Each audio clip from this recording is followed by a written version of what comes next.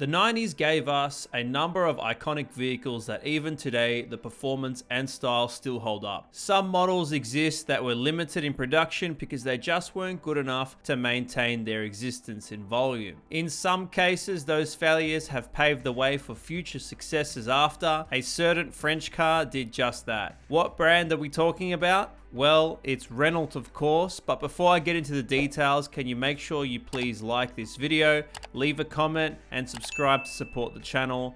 Let's get stuck into the topic. This is a Renault Sport Spider. You've probably never seen one in person because only 1,800 were manufactured in France between 1996 and 1999. For those that have seen one in person, consider yourself lucky because they are extremely rare across the world. Back when Renault was short of fun performance models, the former chief designer of Renault, I'm gonna butcher this, the name, Patrick Lecourment, yeah, butchered it. Anyway, this person came up with a plan, and instead of designing another round of boring economy cars that year, they would be developing a car to promote Renault's motorsporting brand, just like they had done a decade prior with the Renault 5 Turbo. It all started with the first prototype in 1994 called the Project W94, and a concept version was presented to the public at a Geneva Motor Show a year later. By 1996, the Spider was on sale, marketed as a road legal race car, and it was the very first vehicle to be badged with Renault Sport. The Spider had bare basic race car energy and originally actually was sold without a windscreen, so it was obviously pretty out there.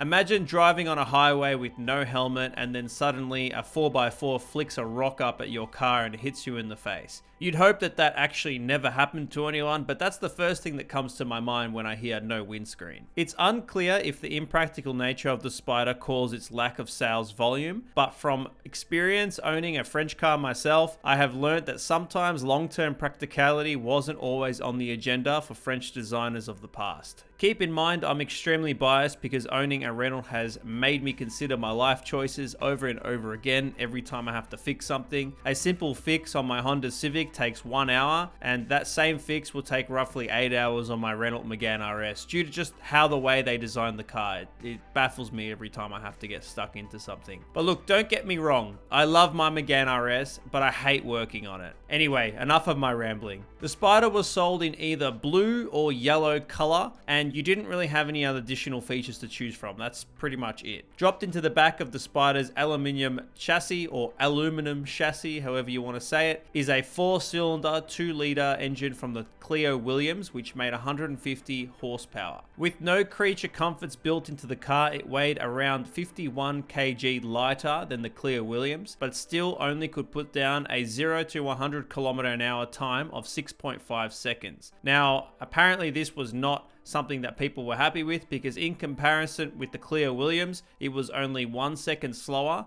but the Clio had all the features you could ask for and was actually a fraction of the price. Hence, people were deterred from buying the Spider. Around the same time, the Lotus Elise also made its debut, including a windscreen and a roof, funnily enough. The Renault Spider and Lotus Elise were priced almost the same, but you could get more bang for your buck with the Lotus, plus 0.6 seconds faster on the straight. Now, if you were presented the option, would you choose the Lotus or would you choose the Renault Spider if they were the exact same cost? Let me know in the comments. But anyway, we digress. It seems like the Spider was too expensive and it was also too impractical, and it didn't have enough to succeed. However, that is completely my speculation. I'm not physically getting that from anywhere. But I think it paved the way for success for Renault Sport, and it could have been the sole reason why Renault Sport performance cars were actually so successful. Without the Spider, my Megane RS may not have ever existed, and that car is a beast to drive, so I'm actually glad they do. So